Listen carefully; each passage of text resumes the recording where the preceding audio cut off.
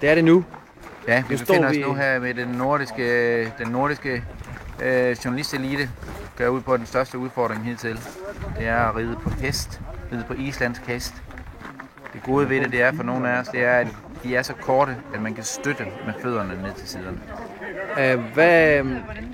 Hvor stor er din erfaring med ridning til hest? 2 minutter som 11-årig. Så var den ved at gå over i trav, tror jeg det var. Og så besluttede jeg, at det var ikke noget for mig. Det hoppede op og ned. Så slut.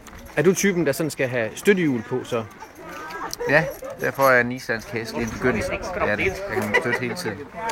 Hvad er dit mål med det her? Jeg er rigtig glad for at få det spørgsmål. Mit mål det er at gennemføre på kortest mulig tid og med færrest mulige skrammer. Og se godt ud, når jeg gør det. Er det et mål for dig at kunne holde dig på hesten i mere end 2 minutter? Ja, det vil jeg sige.